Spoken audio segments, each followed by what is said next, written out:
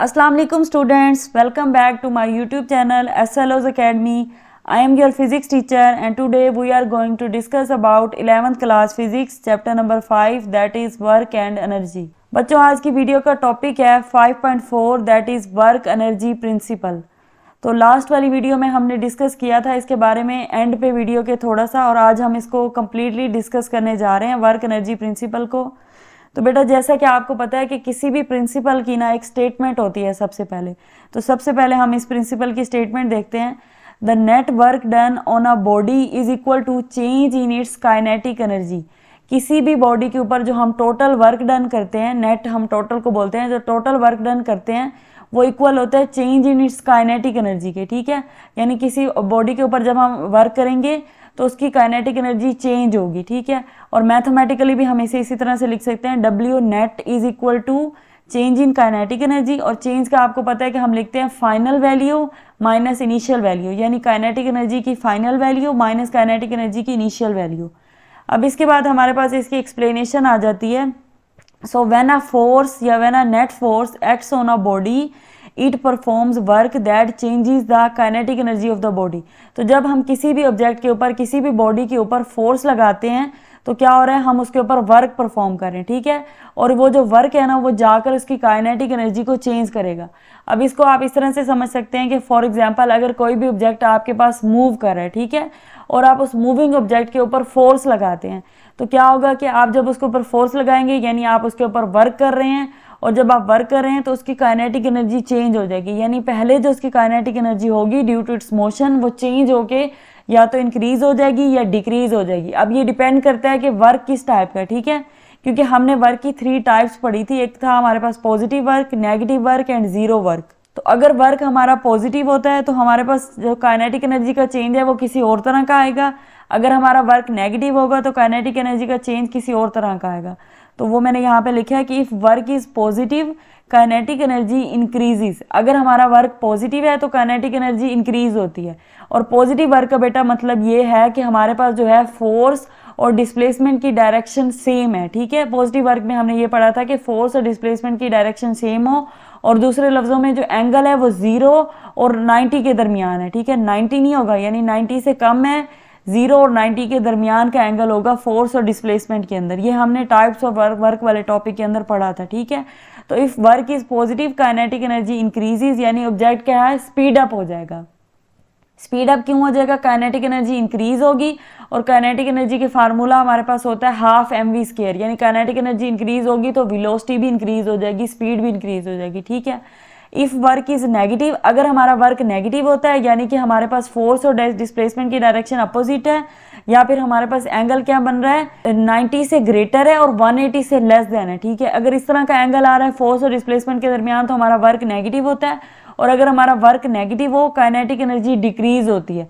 और अगर kinetic energy decrease हो तो फिर क्या है, काइनेटिक एनर्जी वेलोसिटी पे डिपेंड करती है, वेलोसिटी भी जो है हमारी डिक्रीज हो जाएगी, यानी ऑब्जेक्ट जो है वो पहले से स्लो डाउन हो जाएगा।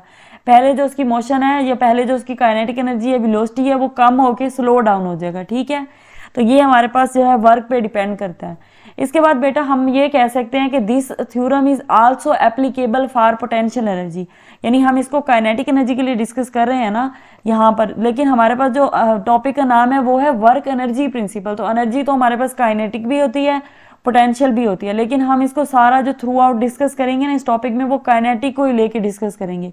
उसकी रीज़न है, और उसकी रीज़न ये है, और वो यहाँ पे मेंशन है कि this theorem is also applicable for potential energy, but potential energy can only be defined for conservative forces. लेकिन जो पोटेंशियल एनर्जी होती है ना वो सिर्फ कंजर्वेटिव फोर्सेस के लिए होती है। ठीक है, ये कंजर्वेटिव फील्ड के लिए होती है, और कंजर्वेटिव फील्ड हमारे पास जैसे ग्रेविटेशनल फील्ड है या ग्रेविटेशनल फोर्स है या फिर स्प्रिंग फोर्स है, तो ये हमारे पास कंजर्वेटिव फोर्सेज होती हैं। तो इनके लिए सिर्फ हम डिफाइन कर सकते हैं पोटेंशियल एनर्जी को जहाँ पर हम पोजीशन चेंज कर रहे हैं ऑब्जेक्ट की। ठीक है, तो ये क्योंकि हमारे पास बहुत कम केसेस ऐसे होते हैं जहाँ पर हमारा कंजर्वेटिव फील्ड या कंजर्वेटिव फोर्स आ रहा हो, इसीलिए ना हम जर्नलाइज तौर पे ना क्या करते हैं, एनर्जी के बजाय काइनेटिक एनर्जी को ले लेते हैं, पोटेंशियल एनर्जी को इग्नोर करते हैं। लेकिन पोटेंशियल एनर्जी के लिए भी ये एग्जिस्ट करता है, और वो किस तरह से एग्जिस्ट करेगा कि work energy theorem for potential energy हम अगर लिखना चाहें तो W net is equal to change in potential energy with negative sign. ठीक है, काइनेटिक एनर्जी के तो इक्वल है वो पॉजिटिव साइन के साथ, यानी यहाँ पे कोई साइन नहीं है, मतलब पॉजिटिव साइन है। इसका मतलब ये है कि हमारे पास जो है W वर्क डन जो है वो क्या कर रहा है, काइनेटिक एनर्जी को चेंज कर रहा है। जब वर्क डन पॉजिटिव होगा तो काइनेटिक एनर्जी इंक्रीज होगी, वर्क डन नेगेटिव होगा तो काइनेटिक एनर्जी डिक्रीज होगी। यानी कि एनर्जी को क्या कर रहा है, ये डायरेक्टली प्रोपोर्शनल है उसके। लेकिन यहाँ पर क्या हो रहा है, काइनेटिक पोटेंशियल एनर्जी के केस में क्या हो रहा है, नेगेटिव ऑफ पोटेंशियल एनर्जी के इक्वल है। इसका मतलब ये है कि जब हम किसी भी ऑब्जेक्ट की पोजीशन को चेंज करते हैं ना, तो इसका मतलब है हम उसके अंदर पोटेंशियल एनर्जी को चेंज कर रहे हैं, ठीक है, या फिर उसके अंदर पोटेंशियल एनर्जी आ रही है। उसकी पोजीशन कैसे हम चेंज करते हैं, यानी उसके ऊपर वर्क डन करेंगे। हमारे पास कोई भी ऑब्जेक्ट है, उसके ऊपर हम वर्क डन करेंगे, उसकी पोजीशन को चेंज करेंगे, तो क्या होगा, उसकी पोटेंशियल एनर्जी हमारे पास चेंज हो जाएगी, ठीक है। लेकिन ये जो पोटेंशियल एनर्जी होती है ना, ये हमारे पास क्या करती है, वर्क के अपोजिट होती है। यानी अगर हमारा वर्क जो है पॉजिटिव हो तो पोटेंशियल एनर्जी और नेगेटिव हो जाती है, वो डिक्रीज हो जाती है। और अगर हमारा वर्क जो है वो हमारे पास नेगेटिव हो तो पोटेंशियल एनर्जी इंक्रीज हो जाती है, ठीक है। यानी वर्क पॉजिटिव होने का मतलब है कि वर्क पॉजिटिव तब होता है जब फोर्स और डिस्प्लेसमेंट की डायरेक्शन सेम हो, तो उस सूरत हाल में हमारी पोटेंशियल एनर्जी डिक्रीज होगी। और दूसरे वाले केस में जब वर्क नेगेटिव होगा तो पोटेंशियल एनर्जी क्या होगी, इंक्रीज होगी। तो इसलिए हम नेगेटिव का साइन लगा रहे हैं, ठीक है। यहाँ पे this means that increase in potential energy is equal to decrease in kinetic energy. हाँ, और दूसरे लफ्जों में हम इसको काइनेटिक एनर्जी के साथ रिलेट करके ये भी कह सकते हैं कि अगर हमारी पोटेंशियल एनर्जी जो है वो इंक्रीज हो रही है तो काइनेटिक एनर्जी दूसरे लफ्जों में डिक्रीज हो रही है, ठीक है बेटा। अब ये ऐसे है, फॉर एग्जांपल अगर आप इसको एग्जांपल से समझना चाहें तो हमारे पास एक बॉल है, वो हमारे पास फ्लोर पे पड़ी हुई है, ठीक है। उस बॉल को हम अपने हैंड से उठाते हैं और ऊपर ले जाते हैं, थोड़ा सा ऊपर, ठीक है, हाथ से ऊपर ले जाते हैं। तो हमने क्या किया, उस बॉल की पोजीशन को चेंज किया, यानी उसके अंदर पोटेंशियल एनर्जी आ गई जब हम उसे ऊपर लेके गए। तो हमने जब उसके अंदर पोटेंशियल एनर्जी आ जाती है पोजीशन चेंज होने की वजह से, तो उस पॉइंट के ऊपर उसकी काइनेटिक एनर्जी जीरो हो जाती है। जब पोटेंशियल एनर्जी आएगी तो काइनेटिक एनर्जी जीरो हो जाएगी।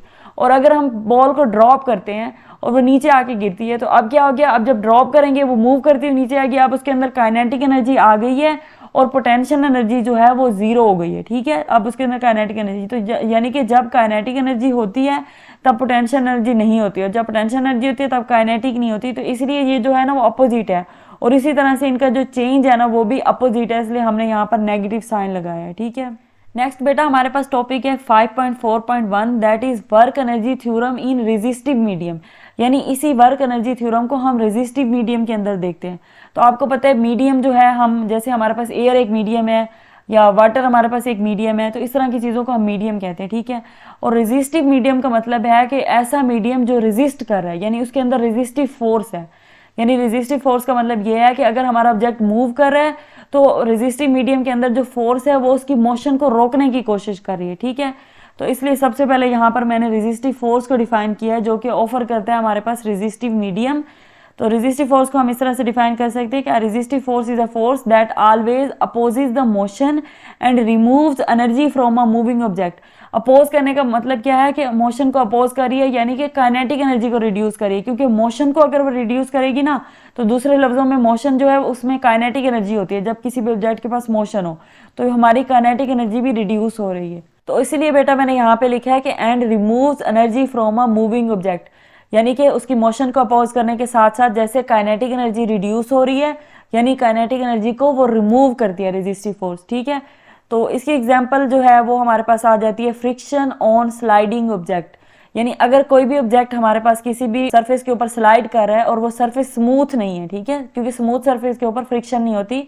स्मूथ सरफेस आपको पता है हमारे पास एक फ्रिक्शन लेस सरफेस होती है। तो हमारे पास अगर एक रफ सरफेस है और उसके ऊपर ऑब्जेक्ट स्लाइड कर रहा है, तो वो जो रफ सरफेस जो है ना वो एक फ्रिक्शनल फोर्स ऑफर करेगी हमारे पास स्लाइडिंग ऑब्जेक्ट को, ठीक है। तो ये जो है ना ये हमारे पास एक रेजिस्टिव फोर्स की एग्जांपल है। इसके अलावा एयर रेजिस्टेंस जो है हमारी एयर के अंदर होती है, वो भी रेजिस्टिव फोर्स की एग्जांपल है ऑन अ स्काई डाइवर। यानी कि कभी जब कोई एक स्काई डाइवर ऊपर से डाइव करता है, नीचे की तरफ आता है, नीचे की तरफ छलांग लगाता है, तो उसको एक रेजिस्टिव फोर्स ऑफर होती है एयर की तरफ से, उसको भी हम एक रेजिस्टिव फोर्स कह सकते हैं, ठीक है। अब ये रेजिस्टिव फोर्स क्या करती है, because of the resistive force some energy is lost. ये हमने यहाँ पे बात कर ली कि एनर्जी रिमूव होती है, यानी एनर्जी लॉस्ट हो जाती है। और ये जो एनर्जी लॉस्ट होती है ना, ये यूजुअली कन्वर्ट हो जाती है हीट के अंदर, ठीक है। क्योंकि बेटा हमने law of conservation of energy के अंदर पढ़ रखा है कि energy can neither be created nor be destroyed but can change its form from one form to another, यानी एक फॉर्म से दूसरी फॉर्म में चली जाती है, ठीक है। तो जब वो अपनी फॉर्म चेंज करती है, डिस्ट्रॉय नहीं होती, क्रिएट नहीं होती, तो इसका मतलब है कि यहाँ पर जो एनर्जी लॉस हुई है, जो रिमूव हुई है यहाँ पे एनर्जी, वो किसी ना किसी और फॉर्म में चेंज हो जाएगी, और वो नॉर्मली क्या होता है, हीट में चेंज हो जाती है, ठीक है। तो अब हम क्या करने लगे, अब हम ये ना हमने रेजिस्टिव मीडियम का केस देख लिया कि रेजिस्टिव मीडियम में क्या क्या हो रहा है कि वो एक रेजिस्टिव फोर्स ऑफर करता है, और उस रेजिस्टिव फोर्स की वजह से हमारी जो एनर्जी है वो रिमूव होती है या डिक्रीज होती है, ठीक है। अब हम देखते हैं कि वर्क एनर्जी थ्योरम कैसे प्ले करेगा रेजिस्टिव मीडियम के अंदर, ठीक है। तो उसके लिए हमारी जो इक्वेशन है वो चेंज हो जाती है। पहले जो हमने इक्वेशन पढ़ी थी वहां पे हमने पढ़ा था W is equal to only change in kinetic energy, ठीक है, उसके साथ कोई और टर्म नहीं आ रही थी। अब यहाँ पर एक और टर्म इंट्रोड्यूस हो जाएगी और वो हमारे पास होगी WR, यानी work done against resistive force. यानी कि अब हमारा जो टोटल वर्क डन ऑब्जेक्ट के ऊपर हो रहा है, एक तो वो क्या किस में कन्वर्ट हो रहा है, चेंज इन काइनेटिक एनर्जी में, यानी ऑब्जेक्ट की वो काइनेटिक एनर्जी को चेंज कर रहा है, और साथ साथ वो क्या कर रहा है, उस रेजिस्टिव फोर्स के भी अगेंस्ट काम कर रहा है जो हमारी रेजिस्टिव फोर्स मीडियम ऑफर कर रहा है, ठीक है।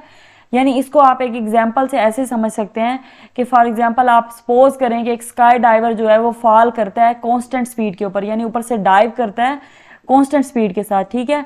तो अब क्या होता है कि एयर रेजिस्टेंस जो है वो हमारे पास रेजिस्टिव फोर्स है, वो क्या कर रही है, वो बैलेंस कर रही होती है उसके वेट को, ठीक है। वो स्काई डाइवर नीचे की तरफ जो उसका वेट होता है ना ड्यू टू ग्रेविटी, उसको जो है एयर रेजिस्टेंस बैलेंस कर रही होती है, और एयर रेजिस्टेंस की डायरेक्शन अपवर्ड होती है, ठीक है। अब जब ये बैलेंस कर रही है तो हमारी जो वेलोसिटी है वो कांस्टेंट होगी, इसलिए कोई भी हमारे पास एक्सेलेरेशन नहीं हो रही।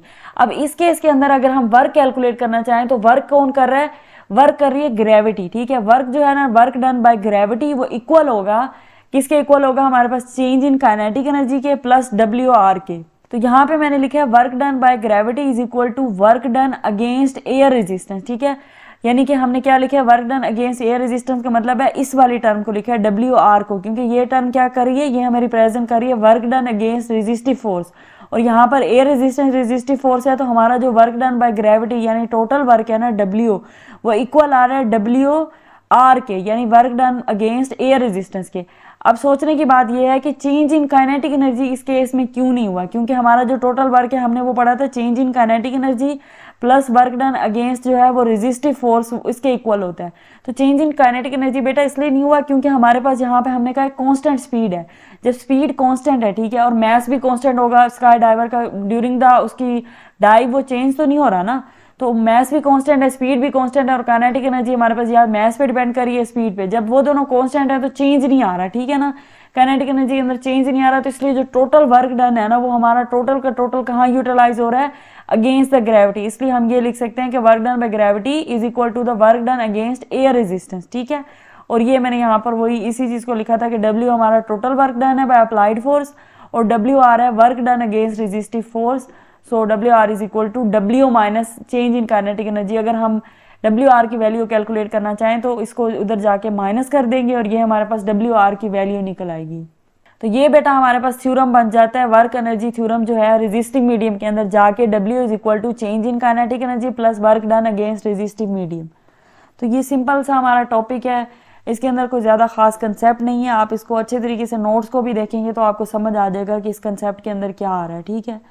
आई होप कि आपको लेक्चर समझ आ गया होगा। अगर इसमें कोई कन्फ्यूजन है तो आप कमेंट सेक्शन में पूछ लीजिएगा, I will answer it later.